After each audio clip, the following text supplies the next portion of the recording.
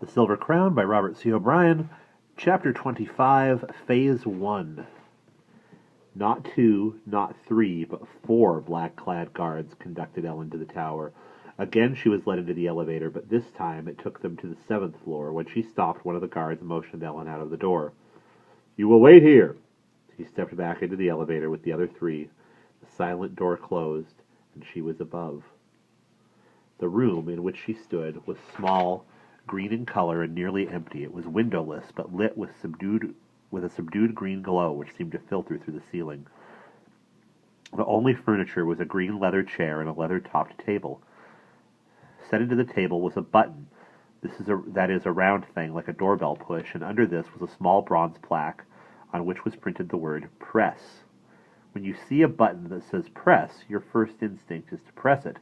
At least Ellen's was, and she reached out her hand. Then she pulled it back. She sat down in the chair instead. It reminded her of Alice in Wonderland, who was always finding things that said "Eat me," and eating them, and getting into trouble as a result. How did she know what would happen if she pushed the button? After what she had seen in this place, she would not be surprised if the floor exploded under her feet, or the ceiling fell on her head. No, that was not really likely, since she was in the tower, and that was where the king lived. They would not want to wreck it. Still, she was not going to press the button. She looked around the room more carefully and saw, in the wall opposite where she was seated, a door. She had missed it at first because it was the same color as the wall, and so was the doorknob projecting from it. She got up quickly, walked over, and tried it. It was locked. She sat down again and waited perhaps 10 minutes. Then she looked at the button again. Press. They had told her to wait. They had said nothing about pushing a button. Still, the button might be how you let the king know you were waiting, like a doctor's office. Ring and enter. All right. She jabbed the button with her middle finger. Instantly there came a click, then a faint whirring, and a voice spoke. It came from somewhere in the ceiling, and it sounded like a tape or a phonograph record. It was a peculiarly flat, emotionless voice, like a machine speaking, but soft and not unpleasant. It spoke in a meticulously precise English accent. "The building in which you stand, and the things you have seen in it," said the voice, "are an experiment. You are to become part of that experiment. Therefore, you must learn about it." The voice paused a moment. Ellen looked at the ceiling, but she could not see any sign of where it came from. "The experiment is the first part of the Hieronymus plan. It is called Phase 1. It is nearly completed. When Phase 1 is complete, Phase 2 will begin." The voice spoke clearly and simply, and paused after each thought it expressed, as if to give Ellen time to grasp what it said. "The experiment is run by Hieronymus the King, and by the Hieronymus machine." No doubt, thought Ellen, but who was Hieronymus? And what was the Hieronymus machine? Almost as if it read her thoughts, the voice continued. "Hieronymus is the ancient Latin name that was given to a lonely and scholarly holy man we remember as Saint Jerome. He died in the year 420 A.D., at the beginning of the Dark Ages. Some of the followers of Saint Jerome formed strange cults, and in the centuries after his death they drifted away from the church. They lived in remote monasteries, often in caves, where they studied the occult, the eldritch, the forbidden truths. They developed a science of their own. That science, in later centuries, was almost all lost and forgotten." Ellen was puzzled. The only science she knew was from a general science course in the 4th grade. Why were they telling her all this? "The present experiment is an attempt to relearn this ancient science.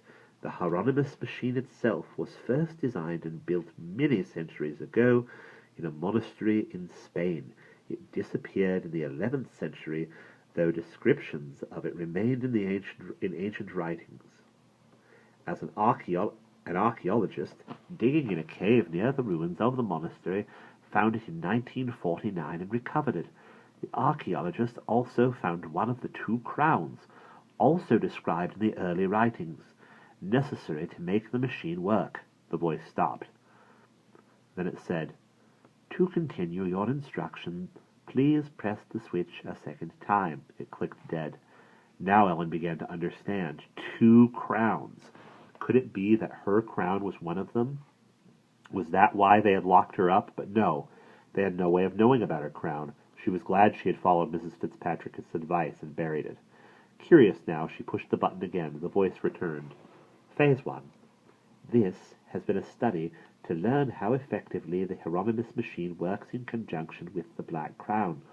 The purpose of the Hieronymus machine is to change the thoughts and actions of people under its control and to direct them toward the ends for which it was designed. What does that mean? Thought Ellen. Blowing up houses? Shooting people with guns? The machine exercises control through the use of a black-colored mineral called malignite. The Black Crown is made of pure malignite. The castle and the paths surrounding it are made of a cruder form of malignite, which is found in abundance in the surrounding mountains. In Phase 1, these things have been learned. In the presence of malignite, even in very small quantities, control of human subjects is completely effective in almost 100% of cases. There are a few exceptions, and I'm one, Ellen thought, and Jenny is another, except she says she does get in tune on that screen. In tune, of course, must be what they meant by control. Phase 1 has also studied the effect of a long period of control and training on subjects who are then removed from the influence of the Hieronymus machine. What happens to a subject who has been controlled for a year, taught to perform certain acts, and then is sent away from the castle to a distant city, like Chicago? In almost all cases, they continue to do what they have been trained to do. In order to be sure of this, some have been taught to perform disagreeable or even highly dangerous acts, criminal acts. For example, such as attacking armed officers, inciting to riot, or bombing of buildings. We have had no case of disobedience, though we have a few subjects who forgot both their training and their instructions entirely. Complete loss of memory, it has been learned, is a side effect in certain subjects, but it is infrequent. The actions themselves are not important. Not important when they kill people? Except for when they prove that subjects controlled by the machine continue to follow its orders after they have left it. However, one other important fact has been learned. When subjects follow such orders away from the machine, they tend to perform inefficiently, almost blindly, without regard for consequences. Thus, they would be far more efficient if the machine could continue to provide guidance. This has led to Phase 2, now in its beginning stages. The voice paused. There was a momentary whirring sound. Then it came out again. You will now go through the green door directly opposite the table.